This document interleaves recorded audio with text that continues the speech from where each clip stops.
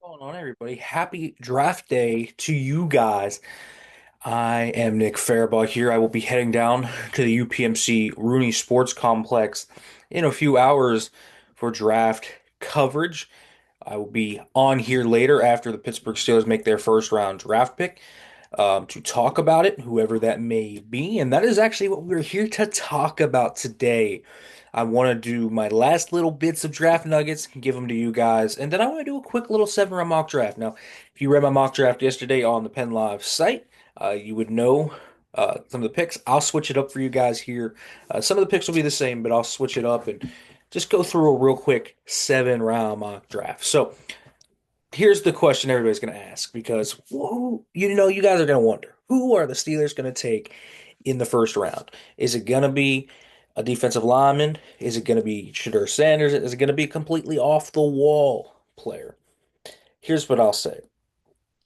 On Monday I went on the fan and I said that I thought the Steelers the bet money, the smart money was probably on Shedeur Sanders at that point. And that's what I was hearing.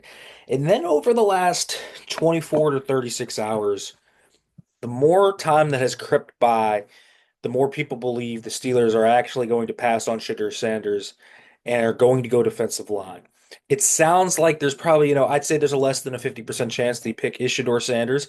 I still think the top three most likely candidates for Pittsburgh at 21 is Shedeur Sanders, Derek Carmen, and Kenneth Grant. Not in that order. In fact, I'd lean towards Derek Carmen. Derek Carmen has a shoulder issue that has been medically red flagged by teams. From what I know, I don't believe the Steelers are too worried about that. They haven't been worried about it under Omar Khan. Look at their history of drafting guys with medical issues: Troy Fautanu, Peyton Wilson, Darnell Washington, Corey Trice, etc. They have done it multiple times. And it seems like they brought him in for a 30 visit, not just to get to know him, but to have a medical recheck and make sure that shoulder is all good.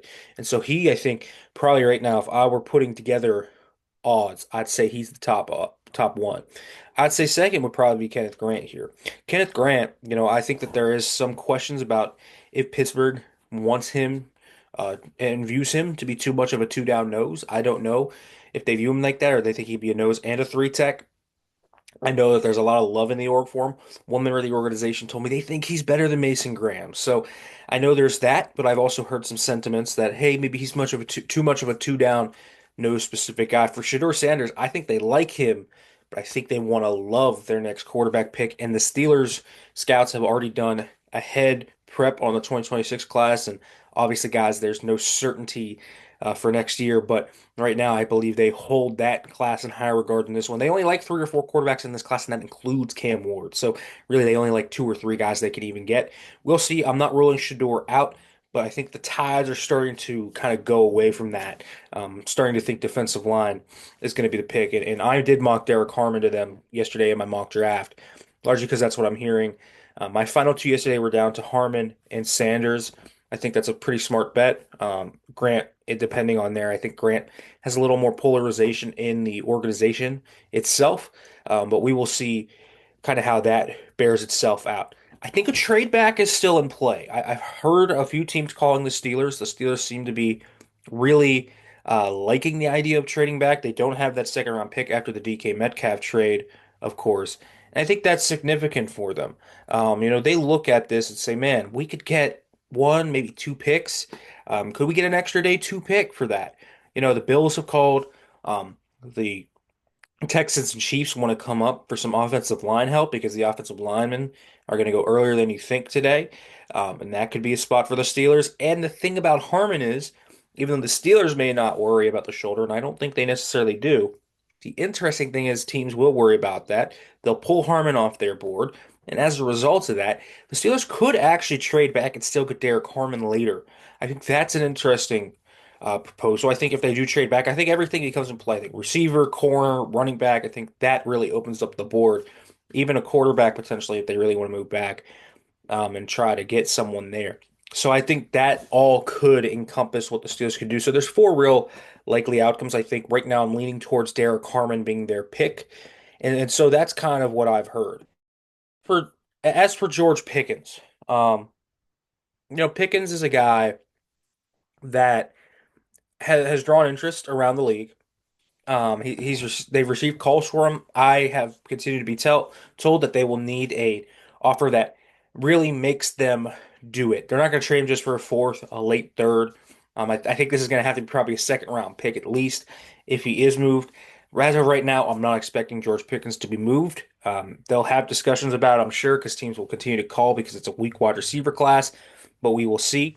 I do think the Steelers are going to play the board 221 and down. I don't think they're going to move up today, so I don't think they're going to try and go up and get anybody ahead of them, barring something absolutely crazy and unforeseen occurring. But I do think that Shedeur Sanders' stock, at least in my eyes, has kind of fallen. I actually think 21 or just before 21 at 19 or 20 is the earliest he'll go. I think he will fall past 2, 3, and 9. And so we will see. The Steelers are probably the ceiling there, unless a team trades up in front of them. And the Broncos have received some calls. They want to get out of there at 20 as well. So we'll see. The Steelers, I think, are going to sit in a good spot, but they don't love Shedeur Sanders. And if they don't love him, I don't think that they will take him. We'll see how much conviction they have on that. It's going to really count to the top brass. And that's been the thing. When I talk with sources today, a lot of things are all over the place. Whether that's Steelers sources, league sources, it's all over the place. Some of the lower scouts, I think, do not even have privy information to who they will pick in round one. In fact, it sounds like it's a very small circle right now that's deciding who they're going to pick. The Steelers are trying to keep this under wraps for trade leverage, for different ideas, but it doesn't sound like that's going to get out until later, closer to their pick, who their probable ultimate target is. Right now, I would say I'd lean Harmon. So that's just kind of a draft nugget summary I wanted to give you guys here. A few hours. I mean, as I'm recording this, it's probably T minus 8 hours till those will be on the clock. I believe number 21 was picked around 10:30 last night. Last year, sorry, not last night. But we will see how that goes. So let's do a quick mock draft. I want to do one for you guys. I will kind of throw you a few names. So at 21, we will take Derek Carmen. I took him in my last mock draft. I think that's the likeliest option for him. Could they trade back and get him? Maybe. But I think they're going to stick here right now at 21, take Derek Carmen, get a 5 tech, 3 tech, and have someone there that they really trust to be a good player for him. So D line in round one. In round three, I'm going to give him Dylan Sampson out of Tennessee. I think Dylan Sampson is a really fun player. They need someone that has that gas pedal. I think they need somebody that has elite speed, somebody that can be a home run threat for them. And in my mock draft on the site yesterday, I had them taking Bashal Tutin in the fourth round, but I think this is certainly possible for them to look at. I think you look at Dylan Sampson, he's a much better in between the tackles runner than I thought he was going to be when I watched him on tape. So he can run inside the tackles or outside the tackles. He's extremely physical. He runs behind his pads. This guy is a really fun player. So I like Dylan Sampson a lot. I think he's a possible option for Pittsburgh. And then I look, in the fourth round, they're going to take quarterback at some point. And this is where the quarterback's going to come in. Kyle McCord out of Syracuse. I do think they like Kyle McCord. He throws a good deep ball. He's accurate. His processing can be a little shoddy at times. His pocket movement, again, a little bit of a question mark. There's a reason he will be here probably in the fourth round, but I do think that they like him. I think they like what he does. He can be your kind of fallback option if you don't want to take Will Howard in the third round. If you don't want to take Shedeur Sanders in the first round, I think he is an interesting fallback option for them here in the fourth round. Plus, they can get one of those top running backs in the third round. Guys like DJ Giddens, Dylan Sampson in that range. I think running back's going to come in either round 3 or 4. I very much feel that. This one, it goes round 3. In yesterday's mock, I had them going Howard and then Tootin. It could be either way. Either way, these are my 2 mid-round quarterbacks I think they're interested in, Howard and McCord. So that's where I'm going there. Round 5, I'm taking Justin Wally out of Minnesota. This is chalk for the NFL, my other mock draft as well. I like Justin Wally a lot. If you know me, I think he's one of my favorite day 3 players. I think he's my favorite day 3 DB. I think he can play inside or outside. He's physical. He's really, really good with the ball production. He had 37 pass deflections over 4 years. He was a 4-year starter, a captain. He's a high character guy. This is the type of player you select on day 3 that's going to outplay his draft position. I really like him a lot. In round 6, we'll take Dan Jackson out of Georgia. The Steelers have shown a lot of interest in safeties in this process, and I do think safety is something to watch, particularly on day 3 there. because they have shown so much interest. And Jackson didn't get invited to the combine, but tested well at Georgia's Pro Day. He's probably going to be one of the top non-combine invites drafted. The Steelers were at his pro day. They showed interest in him. He's a fun little player. I do like me some I do like me some Dan Jackson. He's a fun player. So keep an eye on him. And then the seventh round, Jimmy Horn Jr. out of Colorado. So you do get a Colorado Buffalo. The Steelers, this is a guy that I've heard the Steelers have been interested in throughout the process. Gives you a little return value. Slot receiver, could be a home run threat. So a little bit of a different things there. So that's just a kind of mock that I think I could see them kind of having. I could see them doubling down on defensive tackle. I could see an offensive lineman in there. I think we could see a few different ideas thrown in there. We could see receiver a little earlier, but that's just kind of a rough outline of what I expect given what I know today.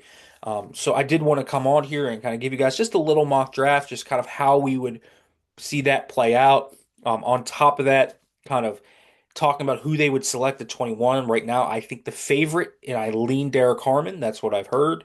And I lean defensive tackle over quarterback. I think Shedeur Sanders is still in play. Those are my top three guys, Harmon, Grant, and Sanders. We'll see which one they end up taking. But right now it's muddied. The Steelers are doing a really good job of hiding this and not making it a certain declaration. Last year I would have been able to tell you they would have been taking an offensive tackle. Probably would have been Amarius Mims or Torrey Fautanu. They took Fautanu because Mims went off the board. If we see Harmon, Grant, or Sanders come off the board, it will make this a lot easier for the Steelers. Maybe to even trade back from 21 would not surprise me if we see a trade back scenario as well. But wanted to get on here today, guys, just before the draft, give you a short podcast, kind of give you guys a little bit of draft bits, what I know, what I've heard, and we will be back later tonight talking about the Steelers' first round draft pick. I will be here tomorrow. I will be here Saturday talking with you guys about the NFL draft. We're ready. Giddy up. Lots of things coming. Make sure to like, comment, subscribe, turn on the notification bell for more.